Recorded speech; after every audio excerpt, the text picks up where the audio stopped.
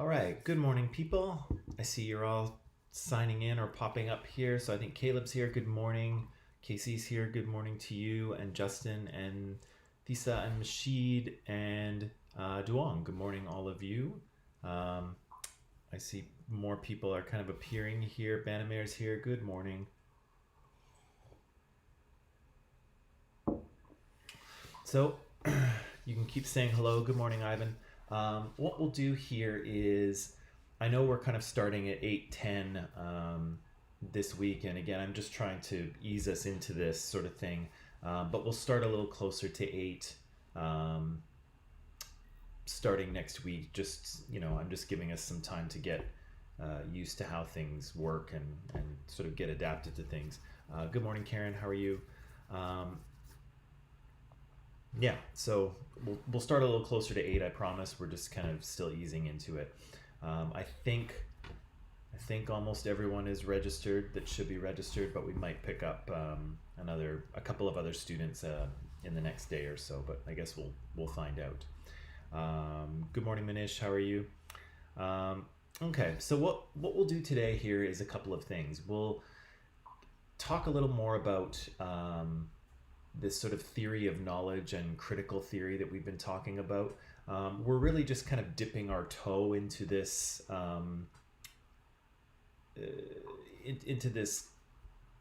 world of critical theory. It's kind of complicated and we don't want to get too far into it, but there are a few things that I'd like to pull out and hang on to, because they'll help us to understand some of the material that we're going to look at a little bit later. So we'll start off, we'll talk a little bit about this critical theory. Then we'll talk about one of the skills that we're going to try to use in this class and that we'll try to use in life as well, critical thinking. And then what I'd like to do toward the end of class is try to do a bit of a video chat through Microsoft Teams. So I'd like us to try to all get in on that, and we'll see how it goes. We'll see if it's total chaos, or we'll see if it works. Okay, so toward the end of the class, we'll try to do a video chat with everyone and see how that works. Okay. Who else is here? Baha's here. Good morning. Good morning, Lily. Good morning, Jenna. Good morning, Jimmy. I'm really good. Thank you for asking. Can't see me on the screen anymore. I think you should be able to. Let me just check here what's going on. I think so. I think you should be able to see me. Is anyone else having that problem? Can you all see me out there?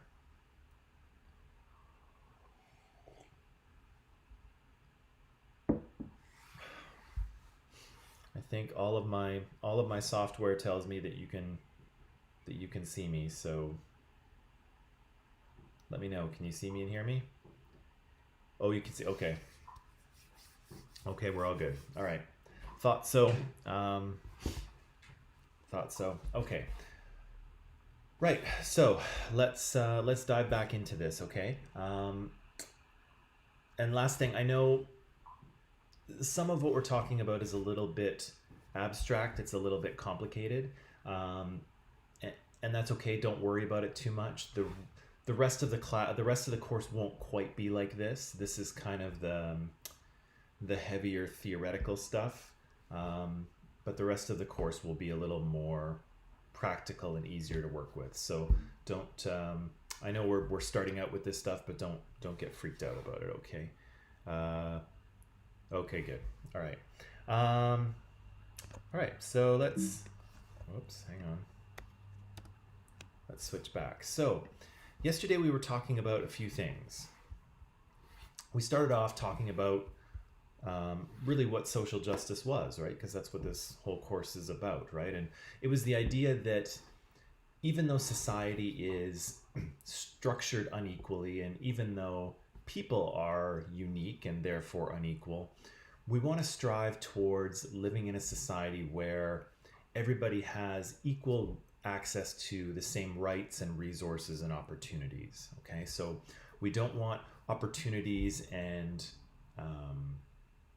we don't want opportunities to be closed off to certain people, and we certainly don't want those opportunities closed off to people based on the social group they belong to, like their gender or their sexuality or their race or religion or anything like that, right? We want to create a society where everybody can achieve the things that they want to achieve, or at least they have the opportunity to do so, right? And so we said this was connected to the idea of human rights, that all people are equal and should be equitably treated.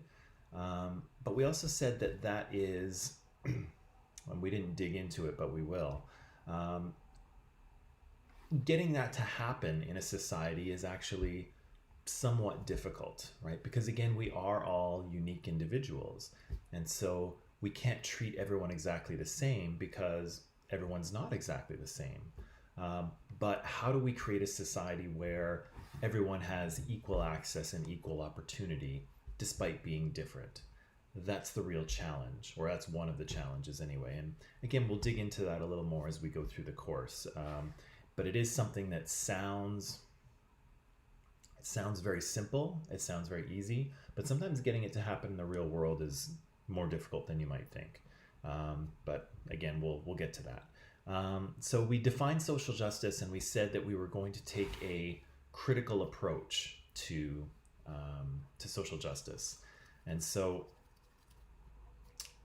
I tried to point out 4 things to you. 1, that we would be taking this critical approach. 2, that we were operating from a perspective that societies are stratified, and strata is I believe it's Latin or Greek, but don't quote me there. I think it's Latin. A strata is a layer. So the idea here is that, societies have layers. Some people have more wealth and power and opportunity, so those are the people on the top, and some of us have less power and less money and less opportunity at the bottom, right? And so all societies around the world, with very few exceptions, are created in this way. They are stratified, and I think we all kind of intuitively recognize this. The third thing I wanted to point out to you is that our perceptions of the world are not the same. This is a little bit of an argument about the nature of reality. Is it objective? But for many of the things that we'll talk about in this class, we'll have to remember that people will perceive the world differently depending on who they are. And I made kind of a silly example yesterday about if you woke up this morning and you looked in the mirror and you found that you were Rihanna, or you found that you were The Rock, right? If that happened and you walked out your door and went about your regular life, you certainly would find that people would treat you differently based on who you are. And again, that's kind of an extreme example, and it's a little bit silly, but it does illustrate the point that we don't treat every person exactly the same, right? We treat people differently. And so because of who you are, because of the age you are, because of the gender you are, because of the race or ethnicity or religion that you are, depending on the society in which you live, you will experience it differently, okay? And so just because one person perceives something doesn't mean that the person beside them will also perceive the same thing. And so I'm not trying to say there is no objective reality here, but what I am saying is that sometimes we don't perceive the same things, even though we are looking at the same thing. Okay. Hopefully I made that clearer and not less clear. Sometimes I do that. I explain things and I make it worse, but I'm going to cross my fingers and hope that was okay. And the last thing I pointed out is that sometimes knowledge is counterintuitive. And what we meant by counterintuitive is the idea that sometimes the things that are true don't seem like they are. Sometimes the way that we perceive the world can kind of fool us into thinking that something is a certain way, and in fact, it isn't, right? And the example I gave was the idea of a flat Earth. And of course, we all know the Earth to be a sphere. That's been established. But nevertheless, we don't experience the world as round, right? It feels flat to us humans. It looks flat. When you look out your window, it probably looks like this. It doesn't look like that, right? So sometimes when we discover things about how the world works or how society works, sometimes they go against the way that we see society operating. Because again, because of our perspective, right? Because sometimes things look different than they actually are, and so we have to be prepared for that. We also talked about the idea that when we discuss topics like this, so when we talk about gender or sexuality or race or religion, these are very emotionally reactive topics for people. We said in part because they're an aspect of people's identity, but they're also a part of culture that is very deeply held. They are kind of central to the way that people perceive the world to work. They're central to how people see themselves in the world. And so challenging these things sometimes creates a lot of emotional reactivity. It probably won't happen in this class. I haven't really seen it happen. Most students are able to think about and discuss these topics fairly easily, but that doesn't mean that everyone is. And you don't have to go much further than social media to see that people often get very upset about things very, very quickly. And so to talk about any of these subjects in a social media context, if you want to talk about gender or race or religion or anything on your Twitter feed, you may have some strong reactions to it. And so I think, we'll be okay talking about this stuff, but I did want to point out that people often have strong emotional reactions to some of the material that we're discussing. And some of that is warranted. Some of it is okay because, again, it's a very deep part of identity and culture that we'll be discussing. And so, we'll be okay, but I just wanted to warn you about that. We talked about 5 kind of guidelines for engaging in the course content. So thinking about the kind of things that we'll be looking at. And so I pointed out that we should strive for intellectual humility. So we should, again, admit that, of course, we don't know everything. Personally, I've found that the more I learn, the less I feel that I know.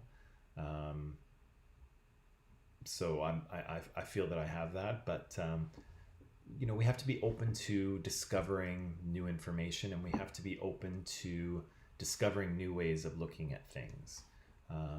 That's going to be important for this course, and I think for life as well. We should recognize the difference between informed knowledge and opinion, and we'll talk about that a little bit more today. We'll define what an opinion is, but all of us have opinions on things, and we're all very welcome to have them.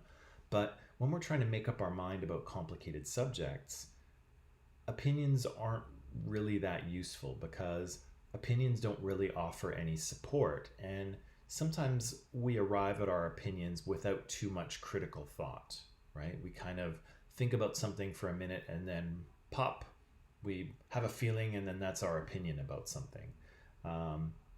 Again, that's fine for most subjects, but when we're trying to talk about complicated academic subjects, opinions aren't very useful. What we need are informed knowledge and critical thinking and argument, and we'll talk about that a little bit later today. I said that we should let go of our kind of anecdotal evidence and look at broader social patterns. A lot of the ways that social inequality shows up today, whether we're talking about racism or sexism or religious oppression, many of the ways that those things show up in society are more difficult to see. They're more structural rather than in your face. And so many people won't, in Canada, for instance, many people won't see racism happening in the streets. Here in Canada, we've made pretty reasonable steps to reduce racism. It's not to say that there is no racism in Canada, because there certainly is. But many of the ways that racism plays out in Canada are less obvious. And so we can't sort of take our personal experience of the racism we see in Canada and use that to explain how much racism actually exists, because it's not a good reflection, right? We have to look at broader social patterns rather than just what we experience from day to day. We'll talk more about that, of course, too. Um, we should notice our own defensive reactions. And so if you have kind of an emotional feeling about a topic or a piece of information, that's a clue. That's a clue for us that our sort of core beliefs or our core worldview is being challenged, right? We're kind of bumping up against a piece of our culture or socialization, which we'll talk about a little bit later. And so it's okay to have that feeling, but if we can be quick enough, we can catch it and say, oh, why am I feeling that way? Why am I having this reaction? What thing do I believe that is being challenged by this new information that's coming at me? Okay. Again, we'll try to talk a little bit more about that as we go too. And the last thing we talked about yesterday was recognizing how our social positionality informs our perspective. This is an important one, and it's one that I think many people, sort of regular people walking around society, don't quite recognize. And again, this is the idea that who you are, and I don't mean your individual characteristics, but who you are in terms of the social groups you belong to, that influences the way that society feels to you. It changes the way, or it influences the way that society treats you. It influences the way that you see society. And so two different people will not experience their life in their society the same way. And we have to accept that and be ready to hear how people see things differently. Okay. And lastly, I didn't talk about this yesterday. And again, I don't think it'll come up. I don't think it'll come up for us, but you do see this a lot in the media, unfortunately.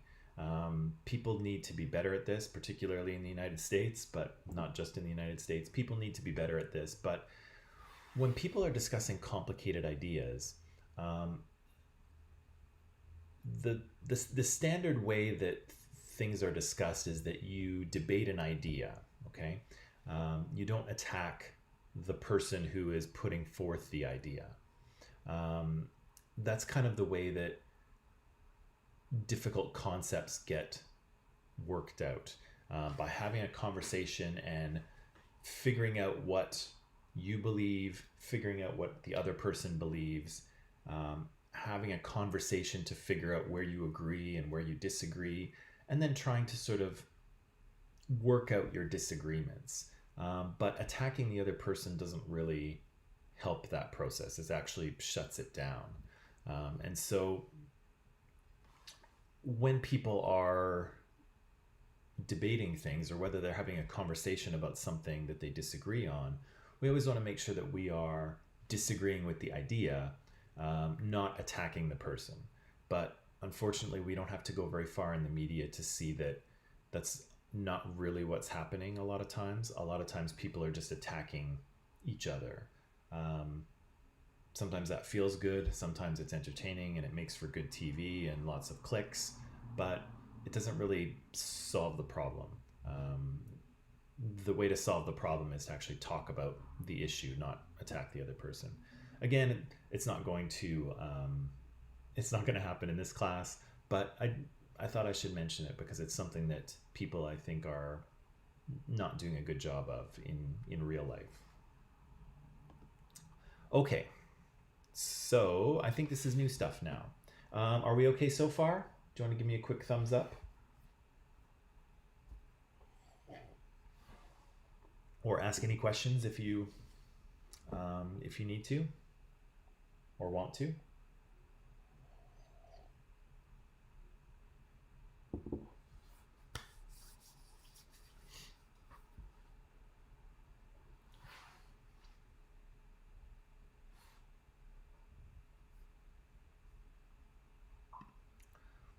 thing. I got this. Okay, well, I hope so, because I'm doing it.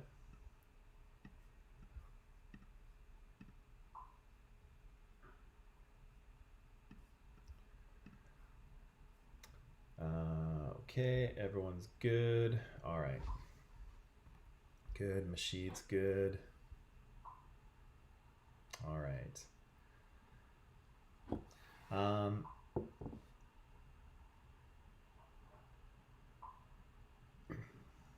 That's good. Justin's good. Okay. And here's this thing about critical theory. This is new for today. Now, again, critical theory is something that we're not going to dig into too much. It's pretty complicated, and it's not going to help us. It's not really part of this course, but there are a few things I want to take from it. Let me just see. Okay. About the thing of judging this, Karen. About the thing of judging someone's ID instead of the person. What if they constantly make the same mistake and several others? Yeah. Sometimes people can be frustrating that way. I don't know the context in which you're kind of thinking about this, Karen, but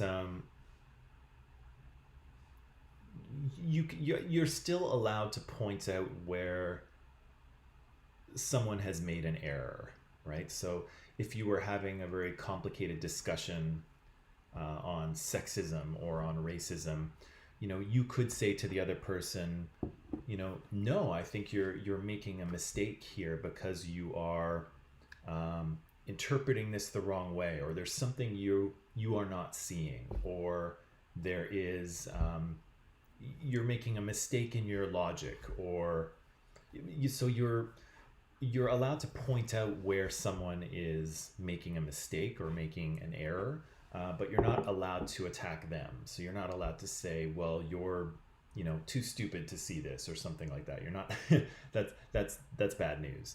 But you are allowed to point out where they're going wrong, or where you think something they're not seeing, something that they're not interpreting very well, a way in which they're being illogical.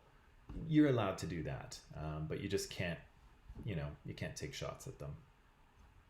Does that help? Was that kind of what you were thinking of, or?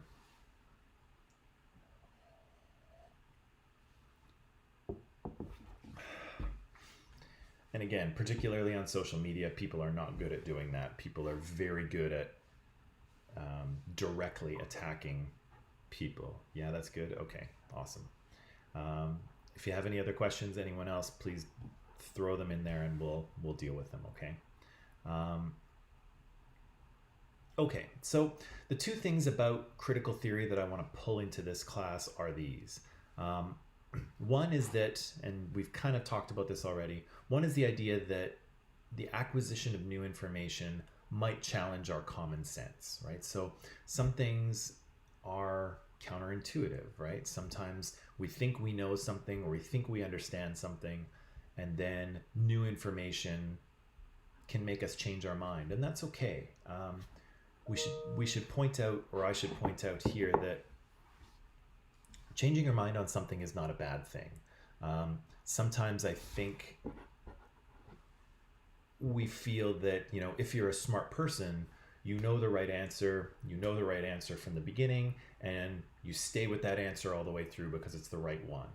I don't feel that's very realistic. I think you're allowed to change your mind, and you should, as you learn new things and as you hear about people's experiences. In theory, that's what scientists should do all the time, right? They should make up their mind based on the data they have. But if new data shows up, then they should, if it's good enough, then they should change their mind. And so, again, when we receive new information, it may challenge our common sense. It may be counterintuitive, but we also have to be open to changing our mind if it's good, right? If it's valid, if we should believe it. And we'll get to that in just a little bit. The other thing that we should take from critical theory is this idea of the meaning given to information. And I'll talk about that in just a second, okay? So, first off, I think most of us in school have been taught to think about knowledge as unchanging, right? As absolute, as unquestioned. Um, and that's not true. If you look at any field of knowledge, you'll see that what we thought we knew 50 years ago or 100 years ago or 1,000 years ago is not the same as what we think we know now. And what we know in 100 years is going to be different from what we think we know right now. And so we want to understand that knowledge changes. And it changes based on the time that you are looking at. So whether you're talking about present day or 100 years ago or 1,000 years ago. And knowledge is also changes depending on the society or the culture that you belong to. And so again, as we learn new things, knowledge evolves, right? Knowledge changes. And again, that's a good thing. The second part of this is talking about the meaning that's given to certain facts, the meaning that's given to information. So I'll take you back here to the idea of the flat earth. If we were in class, I might show you a short video on some people who are who still believe the earth is flat. There's a small group of them, maybe around the world, but there's a group in the US who pretty strongly believe that the world is flat. I think that's kind of weird. I think we have a lot of proof that tells us that the world is actually spherical, and you can actually prove this for yourself. But they believe the world is flat. Now, that seems weird to us at this point in history, right? Most of us, if we met someone who told us the world was flat, we would think they were kind of bizarre. But of course, if you went back to Europe in the Middle Ages and talked to some people there, you would find that they all believed that the world was flat. Understanding the earth as flat was common knowledge. That's what everyone believed. That was the normal view. Now, when the first scientists in Europe started to do experiments and started to come to the realization that in fact the world wasn't flat, the world was round, you would think it would be very easy to convince people, right? This exciting new scientific knowledge. Guess what, everyone? The world is round. It's not flat. It's counterintuitive to the way we perceive the world, but wow, the world is round. But in fact, it was very difficult at the beginning to convince people of this new information, to convince them that the world was round. And one of the reasons it was difficult to convince them, of course, is because new knowledge sometimes challenges our common sense and is counterintuitive. Of course, we said that we experience the world as flat, and so it was difficult to convince people that the world was round. But the second part had to do with the social and political meanings that were given to that knowledge. And so one of the groups that was responsible for much of the spreading of knowledge in Europe during that time period was in fact the church. For the most part, the only people who could read and write were priests who belonged to the church. And so most knowledge came from the church. And so if you wanted to know something, you would go and ask your priest. That was how you Googled things in those days, I guess. You would go and ask the priest, and the priest would tell you. But the church had a very strong opposition to this new knowledge that the world was round. And you might think, well, what does it matter? But in fact, it did matter to the church, because this was something that the church had been telling people for a long time, that the world was flat. And so for the church to admit that they were wrong, for the church to say, whoops, we thought the world was flat, but it is round, the church was concerned that that would lead to people questioning other things they were teaching as well. And so the idea was is that, well, if the church was wrong about the flat earth, what else are they wrong about? And at the time, the church was a very wealthy and very powerful organization within Europe. And so in order to maintain their power, they attempted to kind of squash this knowledge of a round earth. And so this little piece of knowledge here, earth is round or earth is flat, had a lot of social and political meaning attached to it. And so it was in the church's interest to have people believe that the earth was flat, because they didn't want people to challenge the other things that they were teaching as well. They didn't want to lose their economic and political power in Europe at the time. And so the scientists in Europe who started to figure out that the earth was round had a lot of people to convince. First of all, because it's counterintuitive, it's not common sense that the earth is round, but also because that the knowledge of the flat earth meant that it had a lot of social and political meanings attached to it. Okay.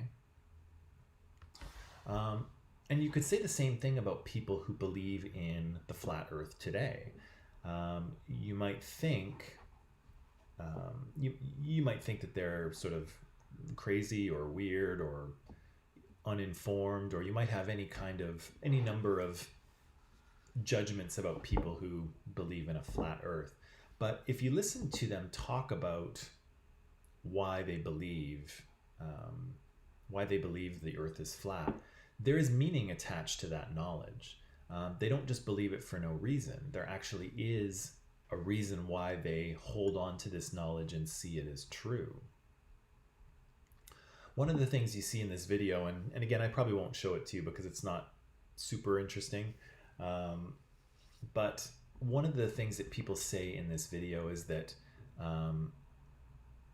they believe in a flat earth because if they believed the earth was round, it would be like they would be embracing all of the science. And so to them, it would mean, well, if the earth is round, that just means that we're one planet rotating around a sun in a galaxy, in an infinite universe that, nobody cares about, and we've evolved from monkeys. And so for them, kind of embracing this flat earth meant embracing a totally secular scientific view of the universe. And to do that for them was a little bit scary, because it meant that there was no God, there was no creator, that there was no purpose for our existence, that we're just sort of random forms of life on a random planet in a random galaxy. And again, I'm not saying that that's the way it is, and I'm not saying that that's the only way to think about things, but that was the way some people felt. And so they held on to this belief of a flat earth because it had meaning for them. The idea that the earth was flat meant that there was a God, there was a creator, and that their lives had purpose and meaning, and that we were here on earth for a reason. And so again, you could debate whether that's a logical thing to think, or you could disagree with them, or you could think something different. Any of those things are fine, but what I'm saying is that they didn't hold on to this belief of a flat earth for no reason. They hung on to it because it was attached to other meanings, right? That piece of knowledge was attached to social meanings for them, and particularly around the idea of, what does their existence mean? What does their life mean? Other people seem to hang on to the idea of the flat earth because they felt the idea of a spherical earth was a conspiracy theory. And so we hear lots about conspiracy theories today, unfortunately. If you watch any American news at all, you'll hear lots of um, conspiracy theories and talk about them. So I just thought I would add this in. Some people believe that the idea of a round earth is a conspiracy theory. And as you can see, what conspiracy theories are an explanation of something that it's an explanation in which there are powerful people kind of hidden behind the scenes who are controlling things. And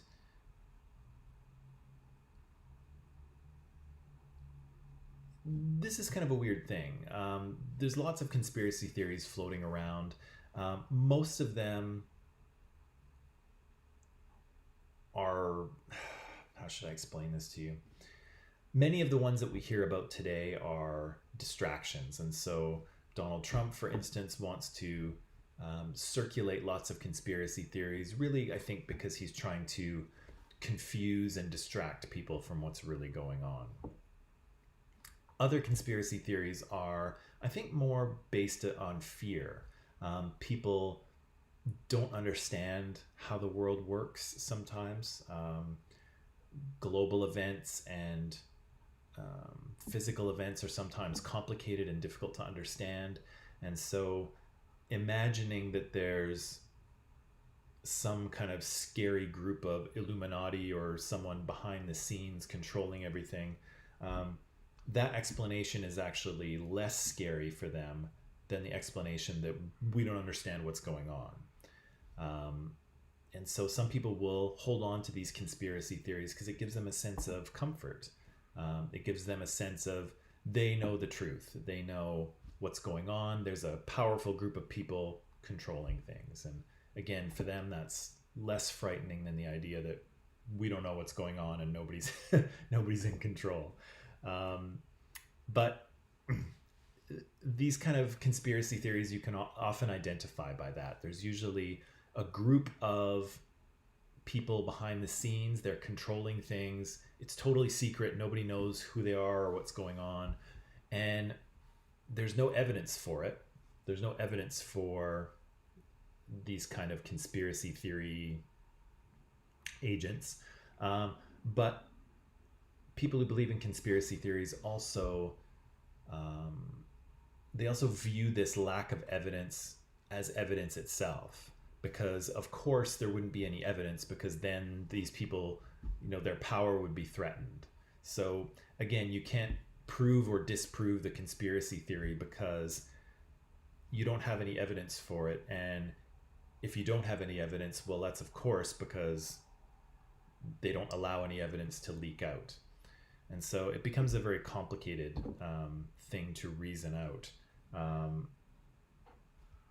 We probably won't hear too many conspiracy theories in this class, but again, there seem to be a lot of them floating around the news right now, so I thought it might be helpful to add it in. Okay, let's talk about this guy. Want to talk about this guy? I'll tell you what. Before we talk about this guy, let's take a little break. We've been working pretty hard. This is pretty dense stuff.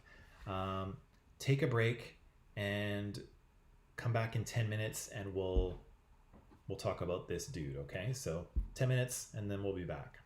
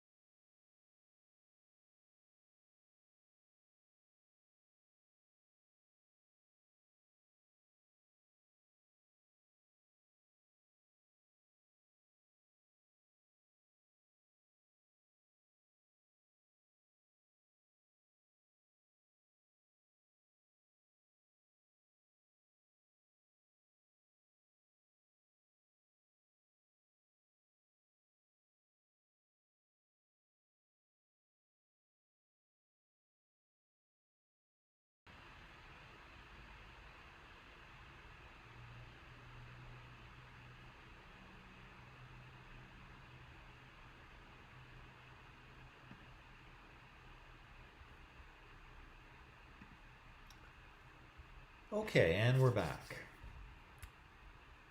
All right, so who's this guy? Obviously, this is Christopher Columbus. We've probably all heard about him as an explorer, a discoverer of the New World. Those of us who know a little more about him might know that he famously sails across the Atlantic in about 1492, looking for a passage to India. So at the time, there's a lot of trade going on between Europe and the Far East. But if you leave Europe by ship and you go down around the bottom of South Africa, apparently it's a very dangerous route for ships to take. Lots of ships sink, lots of sailors die, lots of money is lost. And so Europeans are looking for a quicker, safer route to India in order to trade. And so Christopher Columbus here sets out attempting to find that path, but bumps into North and South America on the way. And so he starts off this pattern of colonization of North and South America. The slave trade kind of gets kicked off as a result of this. European countries will become very wealthy in the process of sort of trading and acquiring resources from North and South America. Things won't work out so well for the indigenous or aboriginal inhabitants of North and South America. But of course, Christopher Columbus is here to kind of start off this whole period of discovery, exploration, colonization, and later industrialization will sort of all, I think, come from that, at least in part anyway. Now,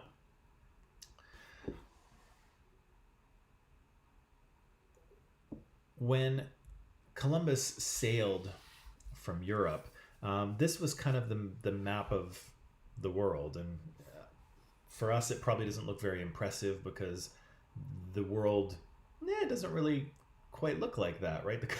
The continents aren't, that's not a perfect representation of the continents that are on planet Earth. But 700 years ago, that was really the best they could do. And so, again, the point of Columbus's journey was, of course, to find a route to India. And so, famously, he sails in these three ships that look something like this: the Nina, the Pinta, and the Santa Maria. And again, as history records, Columbus attempts to find India and bumps into something else instead. I think the first place that he bumps into is currently Haiti or the Dominican Republic. I think that's where he actually first hit land, but I'm not entirely sure about that fact.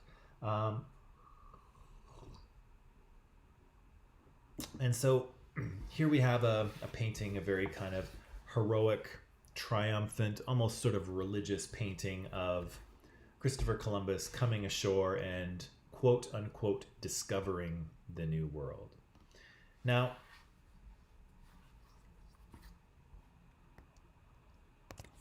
the story that most of us have probably been told about Christopher Columbus is a story that paints him as a brave explorer, right? He sets off across the ocean. He doesn't know what he's going to find. Of course, it's very dangerous and very exciting. And of course, when he discovers this new continent this open continent full of resources and riches, it's a huge boon. It's a huge bonus for European countries who might want to come and colonize and collect resources. And for school children in the Western world and probably other countries as well, and maybe you can let me know in the comments if this is similar to the story that you heard about Columbus, but the story about Columbus is one of him as a hero, right? He's here in the West anyway. Traditionally, he's been seen as this heroic, brave explorer who discovered the New World and who discovered the New World. Is that kind of the story that you've heard about him? Is that the way that Columbus is sort of framed in history books?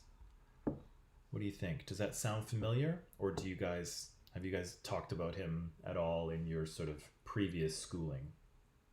What have you been taught about Christopher Columbus, I guess is what I'm asking. If anything. So maybe throw some answers in the comments there and tell me if that's what you're used to hearing about Columbus, or if you've heard something different, or if you have no idea who I'm talking about, or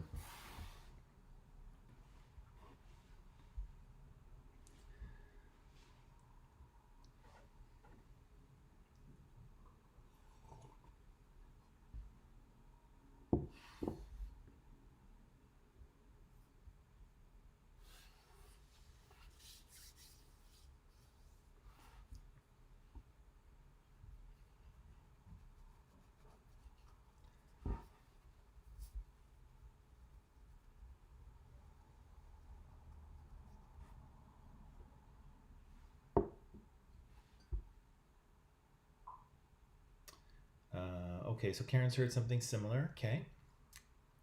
It's good. What else? Is this the story of Christopher Columbus as we know it?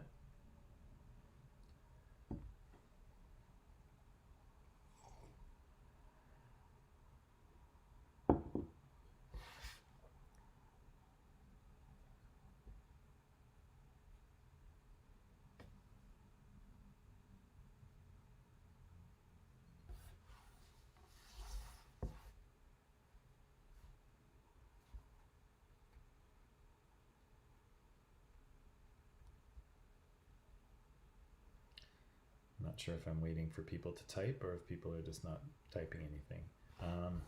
I'll keep talking, and then if things come up, I'll address them. Okay. So that's the story that we have been told here in the West, and from my experience with other classes, it seems to be the story that most people around the world have heard. Also connected to Columbus's story is the idea of the round Earth again. And so sometimes part of Columbus's story is that he proved the world was round because, of course, he set out from Europe, he sailed west, and he didn't fall off the edge of the earth. He actually bumped into India, which is also east of Europe. And so he proved that the world was round. And again, if you know anything about the U.S. has a holiday that honors him on October the 12th. So that's the story that we're all used to hearing about Christopher Columbus. And so the Columbus story is a piece of factual historical knowledge, right? Christopher Columbus was a real person. He did a real thing at a real time. We know this happened.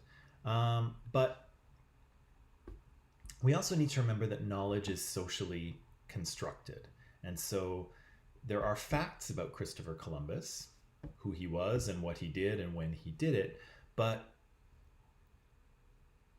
we should also remember that, again, knowledge is socially constructed. It has political and social meanings attached to it.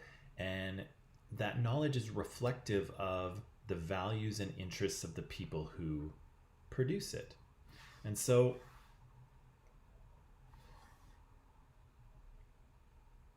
who you think Columbus is depends very much on who you are. And so for the West, who have kind of created this story about Christopher Columbus and have taught it to their school children, it is very important to them because Columbus kind of makes possible the creation of British and French colonies and Spanish and Portuguese colonies in North and South America. Christopher Columbus's discovery makes possible the countries of Canada and the US and many others in North and South America. Um, and Canada and the US in particular are countries that are created by kind of the modern country is created by these people who came over, right? And they came over from Europe. It was dangerous. They were entering the unknown. They had to work very hard, and they arguably created these kind of wonderful countries. And so to look at Christopher Columbus, people see reflections of themselves in that story, that they too came over just like Columbus. They too were immigrants, and they came to this new land that was dangerous, and they built a life here. And again, that's part of what this story is, but there's another aspect of this story that is often neglected. Like we mentioned, Christopher Columbus did not discover North and South America. As it turns out, there were thousands and thousands and thousands of Indigenous and First Nations people already living here. Many different cultures in Canada, in the US, in Central America, in South America, had been living in North and South America for thousands of years and had thrived. And so Columbus didn't discover America, but Europe didn't really know it was there. Secondly, Columbus's discoveries set in motion several hundred years of conflict, of warfare, of disease, and arguably of genocide of Indigenous and First Nations people. They were the only people in North and South America before 1492, and then Europeans came here and took over everything. And so for Indigenous people, Columbus is no hero. And if you look into his personal history, into what kind of person he was, you'll also find that he was awful. He was very violent. He was a very brutal colonial leader. He was involved in the slave trade and sold sex slaves to people, and tortured and murdered people. And he's kind of an awful guy. Even in 1492, he was an awful guy. And so, but that part of the story is left out. The part of the story where cultures are destroyed and Indigenous people are killed and their land is taken from them, that's left out of the story as well. And so the story of Christopher Columbus, even though there are some facts, those facts are kind of chosen and woven together in a narrative that justifies the presence of Europeans in North America. And so the fact that we know about Christopher Columbus, and the fact that we know about him in the way that we do, the fact that we've been told a certain story about him, is reflective of the people who are in power, the people who are in control. And so because Europeans have gained control of countries like Canada and the US, traditionally we have told a story of Columbus as a hero, a founder of nations. And of course, that's why he gets a holiday in the US. But from another perspective, from the Indigenous perspective, Columbus is the beginning of Columbus is the beginning of the end for these people. And what happens after Columbus's arrival is nothing but sort of misery and destruction for Indigenous peoples in North and South America. And so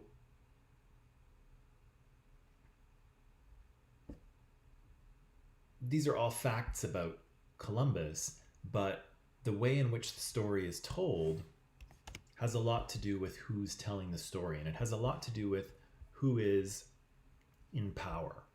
And so what I'm trying to drive home here is the idea that knowledge is not free of political or social meaning or political and social value.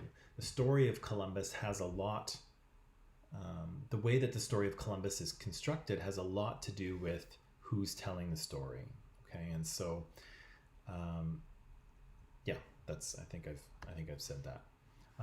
Again, if we believe that Columbus was simply an explorer or a trader or sort of a brave hero, we kind of reinforce the idea that this story is outside of political or social interests, but it's not, right? It's a story that allows Europeans to sort of feel good about what's happened here in North and South America, and it denies the profoundly negative impacts that have been visited on indigenous people in North and South America. It's the same thing with this idea that Columbus proved the world was round with his voyage. Some of us may know that to be, or may have heard that, and some of us may have not heard that. Often it's part of the story of Columbus, but that's not really true either. People were aware that the world was round prior to Columbus's voyage. Of course, it would have been suicidal for him to sail off the edge of a flat Earth. So people were pretty sure that it was round to begin with. But also part of this story is the idea that people in Europe discovered that the world was round. But that's not really true either. If you look at other cultures, and I've listed a few of them here, like the Greeks, the Maya from Central and South America, the Aztecs, the Inca, a number of indigenous peoples in North America and South America, they all believed that the world was round well before Columbus's voyage. But again, we don't mention them because Europeans want to position themselves as the source of knowledge. And so most of the time when we hear about the discovery of a round Earth, we hear about it in the context of what's happening in terms of scientific revolutions in Europe. But a number of cultures were ahead of Europe in this regard. A number of cultures believed in a round Earth really from the very beginning, but often they're not mentioned in the story. And so where I'm trying to go here is that I think that's what I just said. Okay.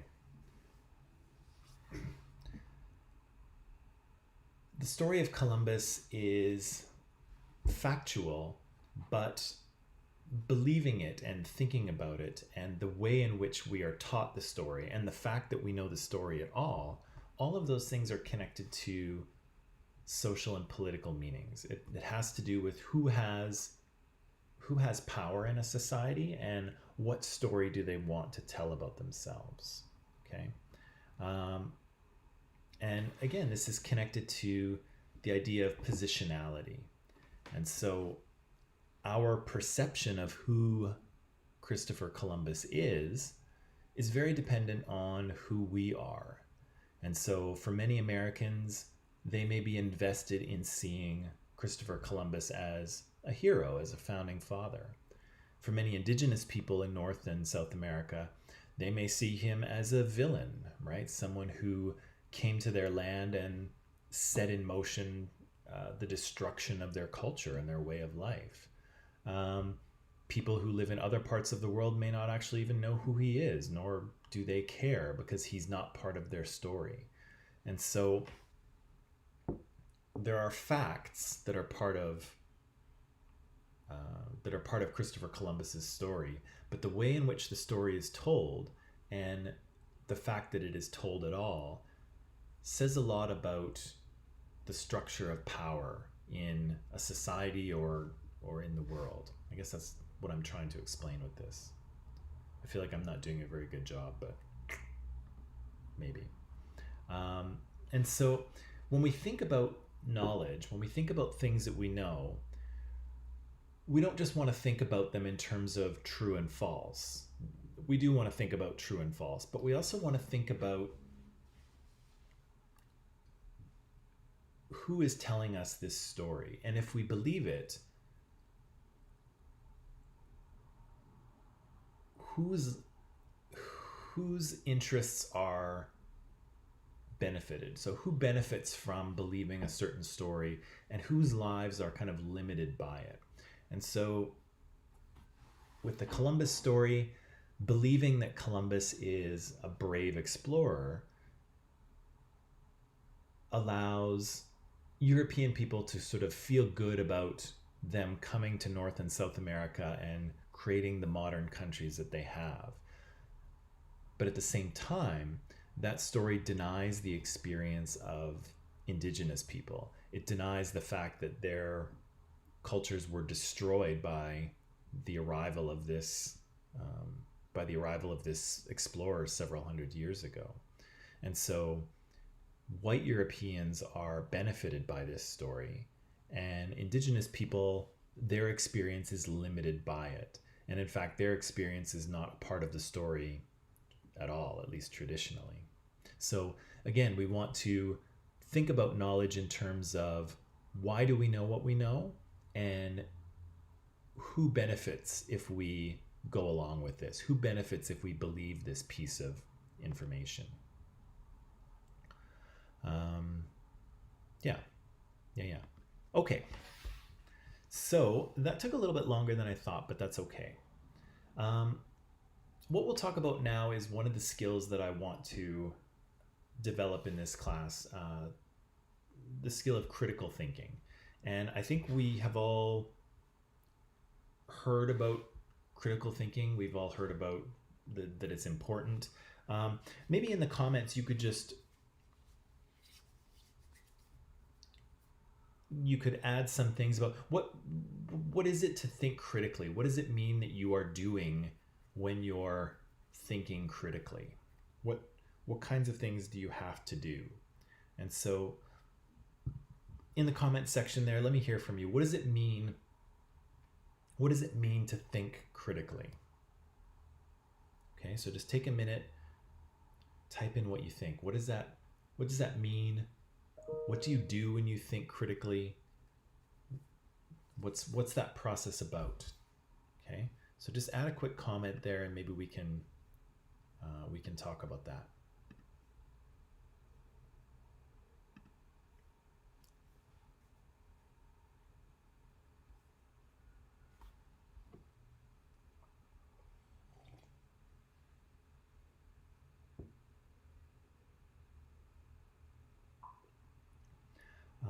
Okay, so logic has something to do with it, right? We want to think about things using rationality, knowing both sides of the story and understanding it. Yeah, so KC, that's important too, to understand that sometimes there are different ways of looking at a given problem, and we might not be seeing everything from our perspective. There might be other things we need to know. Karen says to analyze something intensely. Yeah, so we want to take a very close look at the thing that we are studying and analyze it. We want to try and pull it apart and see what we're being asked to believe, which is what we'll talk about pretty shortly. What else?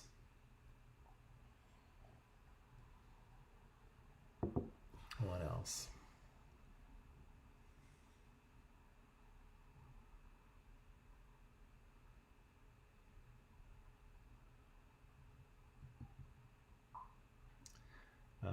Don't rush the situation, think carefully. Yeah, that's very true. We don't want to make snap judgments, even though sometimes it might be tempting to do so, and sometimes our brains may sort of do it for us anyway, and we may have to try to stop ourselves from doing it. But yeah, we want to think carefully about something and not jump to any conclusions or jump to any judgments. What else? What else?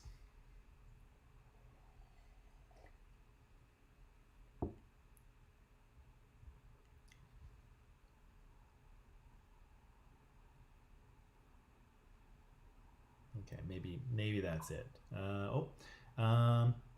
Yeah, understand the logical side of ideas. Yeah, that's good.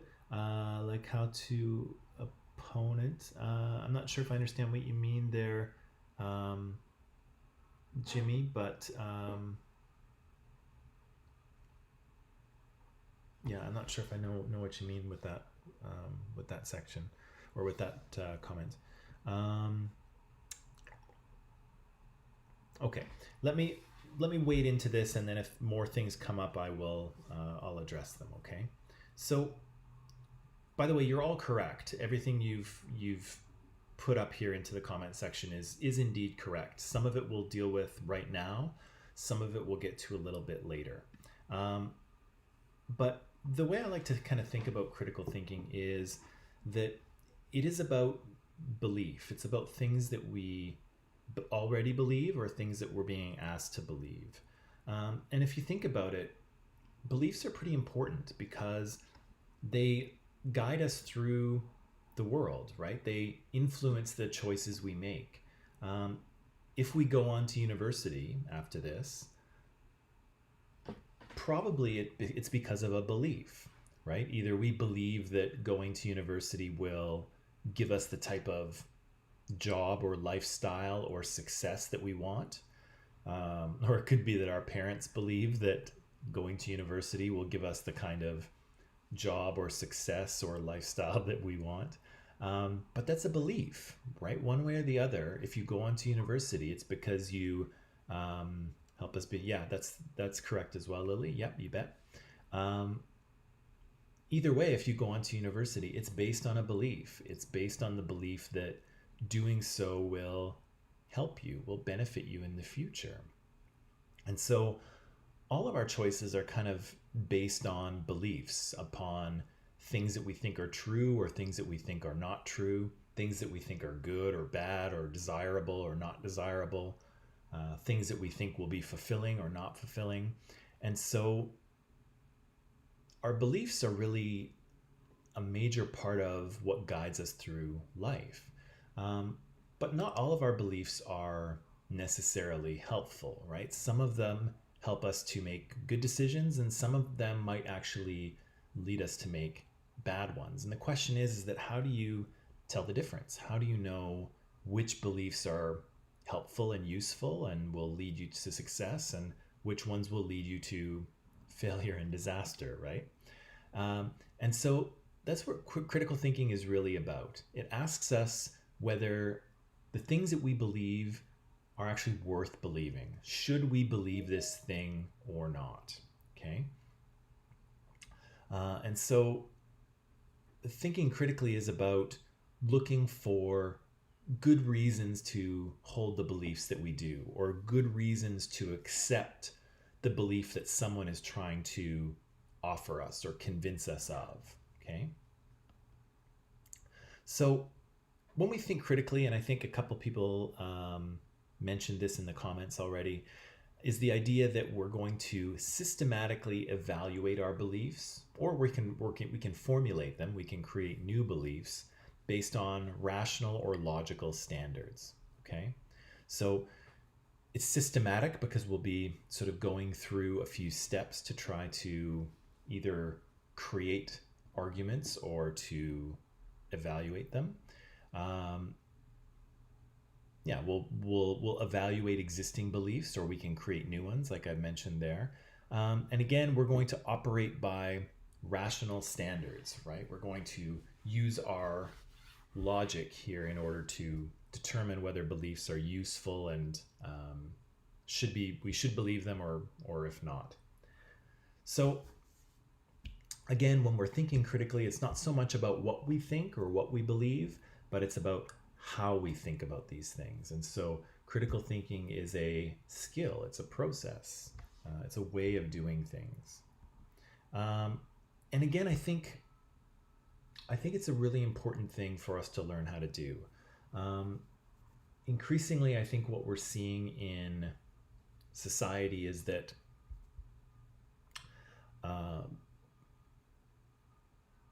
there's a massive amount of information available, right? If we go on the internet with our phones or our computers, there's more information accessible to us than really ever before.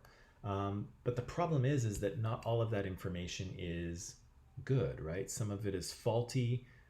Some of it is heavily mixed in with opinions and arguments and conspiracy theories and bad illogical thinking. It's kind of a mess. And unfortunately, well, fortunately, we have access to all this information, but unfortunately, we have to learn skills to pick through it and figure out which stuff we should believe because, again, unfortunately, there's a lot of bad information out there. And increasingly, what we're seeing is that people will come on the TV or come on YouTube or the internet or whatever and try to convince us of certain things. They're going to try and convince us that things are true. Celebrities, politicians, sometimes scientists, sometimes even teachers like me will try to convince you that things are true. But we all need the skills to figure out if we should believe these people or not. And that's what critical thinking is about. And maybe this is a bit much, but I think that if we don't think critically, if we simply accept what people tell us without evaluating it, in a way, we're kind of losing our freedom, right? Because if our beliefs influence the path we take in life, if we choose to go to university or not to go to university based on a belief that we have, and if we just take that belief without evaluating it, then we're kind of giving up our freedom, right? We are sort of just hopping into a car that's driven by someone else, and where we wind up we'll have no control over it. And so I think it's a pretty important skill for us to practice, not just in school, but in real life. And so I'm kind of hoping that that's what we'll be able to do with this. Now, here's how it works, or here's where we'll start with this. The first part is that we can only evaluate claims that someone or ourselves make explicitly clear. Okay, so somebody has to make a statement that something is or is not a certain way. Okay, so we can't think critically about nothing. We can't think critically about questions. We have to think critically about statements, about something someone says is or isn't true or is not the case. So you'll see on the screen there, I've got a few statements, a few claims, right? And you'll notice that all of them are very simple. Most of them you can see are true, but we don't have to worry about that right now. But they all state that something is or isn't true, right? Something is or isn't a certain way. A triangle has 3 sides. I'm cold. You're a liar. I can see blue spots. All of them say that something is or isn't a certain way. And that's the starting point here. If somebody isn't saying something like that, there's nothing to think critically about. Okay. Again, here's a few more. Also, statements, claims about what people think is or isn't true or isn't the case. Now, in some of these statements, you will probably notice that not all of them are true, right? Especially the hitting your mother with a shovel. That should definitely jump out at you as something you shouldn't do.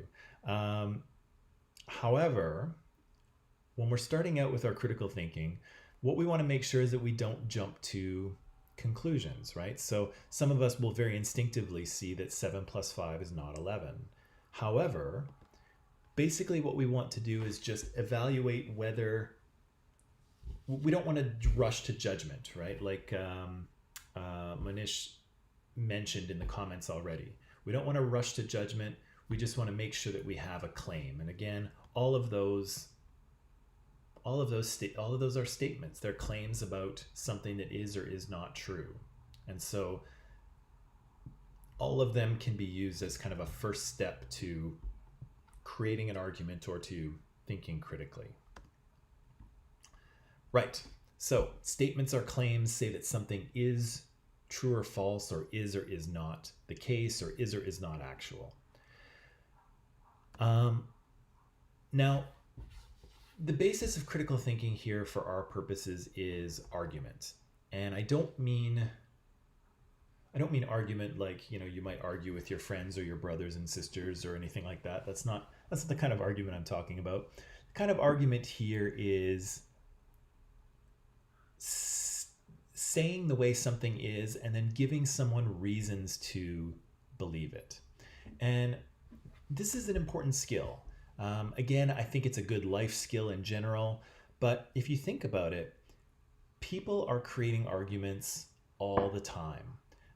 This is something that academics do, that scientists do in all fields all the time. If you ever read an academic journal article, all of them are arguments. Scientists are trying to convince other scientists that their data is correct and the way they see the world is actually the way it is. That's what all scientific articles are about. If anyone out there wants to be a lawyer, lawyers do this all day long, right? They create arguments about why their client couldn't have murdered this person, right? And they give the court or they give the judge evidence so that they can hopefully believe that their client did not kill this person, right? If you want a raise at your job, you can't just go in and say, I want more money. You're going to have to create an argument, right? You're going to have to give your boss reasons why he should pay you more money. And so people do this in all kinds of different fields all the time. And so, again, it's a very important skill to have, I think. All right, some terminology. An argument is a group of statements. And so some of them are premises, and you may have heard that word before. And premises support the conclusion, okay? Now, the conclusion is the thing that you are trying to get someone to believe. It's the main point of your argument, okay? It's the main statement. And the premises help to logically support the conclusion. They give people reasons to believe your conclusion, okay? So let me just make up a very simple, doesn't that look tasty? Let me give you a very simple argument. My argument is this, and this is a fake argument. I'm not I'm not trying to convince you of this in real life. It's just an imaginary thing. My argument here is that you all should drink coffee, okay? That's my conclusion. That's the thing I want you to believe, is that you all should drink coffee. And so as good critical thinkers, your first question should be, okay, well, why should I believe that? Why should I do this thing that you are telling me to do? Now, if I don't give you anything, if I just say, yeah, I think you all should drink coffee, that's just an opinion, okay? Something with no supporting evidence is just an opinion. And again, there's nothing that we can really think critically about, right? If I don't give you any reasons to believe what I've told you, then why should you believe it, right? It's just my random opinion out of nowhere. So if I really want to convince you, I have to create an argument. So again, I think you all should drink coffee. That's my conclusion. You, as good critical thinkers, should ask me, well, why should I believe that? What evidence can you give me that would convince me that I should drink coffee? And so I might say, okay, I think you all should drink coffee, the conclusion, because it is delicious. So that might be one premise. Because it's inexpensive. It's not very expensive to drink. And because if you drink it, it will stimulate your brain and help you study and get better grades. Okay? So there's a very simple argument that I have created, right? You all should drink coffee, the conclusion, and then 3 premises: because it's delicious, because it is inexpensive, and because it will stimulate your brain and help you study. Okay? Now, whether or not you believe me or not, or whether or not you accept my argument, means that we have to start to think critically, right? It means that we have to evaluate my argument to see if I've made a good one. So let's do that. So here's my argument, very, very simply. You all should drink coffee. Is it delicious? Is it inexpensive? Or it is inexpensive, and it will stimulate your brain and help you study and get better grades. So let's evaluate my argument. Let's see if you should believe it. Number one, do the premises logically support the conclusion? Okay, so the idea here is that, are these premises all reasons that someone might drink coffee? Now, you don't have to agree with them at this point. All you have to do is look at them and say, do they logically support my conclusion? Okay, so in the comments, give me a quick thumbs up if you think that they do, okay? Or a thumbs down if you think that they don't. But are all of these premises reasons why someone might drink coffee? Again, you don't have to agree with all of them. You don't have to think that they're true or not true. All you have to do is say, are these reasons that someone might drink coffee? Might these be a logical support for my conclusion? What do you think? Thumbs up, thumbs down? Is there a problem with any of these premises? Okay, Kiana thinks it's, or KC, sorry, thinks it's okay.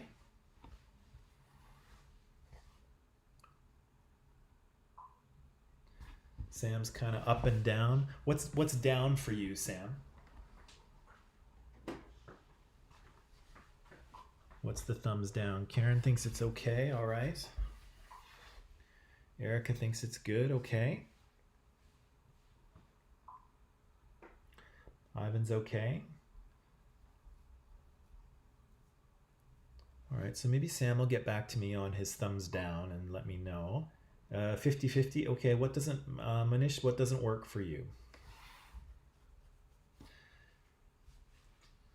Most people seem to think that I've got a fairly logical argument here, but maybe I don't. Maybe there's some things that we need to clarify.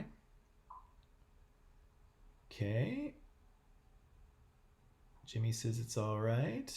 Masheed says it's all right. Justin's okay.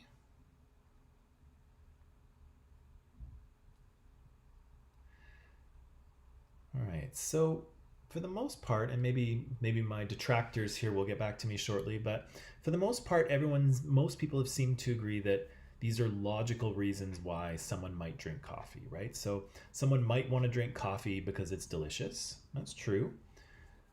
Somebody might want to drink coffee because it's inexpensive. That's also true. If it was super, super expensive, probably fewer people would drink it. You didn't say anything negative about it. That's true. I did not say anything negative about it. We will dig into that in a few minutes, Sam. That is an important thing to consider. It's kind of the next level of this sort of critical thinking argument structure. So you're just a little bit ahead of us, which is good. But yeah, so hold that thought. You are right, but hold that thought. So someone might drink coffee because it's inexpensive, and certainly if it was super expensive, people might not drink it. And might someone drink coffee to stimulate their brain and help them study? Yeah, I think that's a reason why someone would drink coffee, right? If you were really tired and you needed to study for an exam, some people might drink coffee or have a shot of espresso in order to kind of keep them awake and get them going. So we haven't said anything here about truth. We haven't said anything about negative things or contra arguments or whatever. All we've established is that this is a logical argument, right? These are all reasons why someone might drink coffee. And so we can kind of proceed to the next step. Now, unfortunately, today's class took a little bit longer than I thought it would, which sometimes happens. And so maybe what I'll do is I'm going to leave it there. And so to give you a little bit of a preview of tomorrow, tomorrow we will continue with this critical thinking skill, and I'll try to get you to come up with your own arguments, and we'll kind of do the same thing. We'll walk through and see if they're kind of logical or not. And again, we'll do that video chat tomorrow too, because I do want to get to that. I don't want to not be able to see you guys all the time. So maybe what I'll do is I'll end it there, and tomorrow we'll pick it up and we'll continue to talk about this argument thing. Okay. Yeah. Okay. So it was great to quote unquote see you all. It was great to sort of see you all today. Thanks for participating and thanks for being here. I'll see some of you in about 15 minutes for comparative cultures, and the rest of you I'll see tomorrow. Okay. So again, if you have any questions, I'm in Microsoft Teams, or I'll see you shortly. Otherwise, yeah, I'll see you tomorrow. Okay. So bye.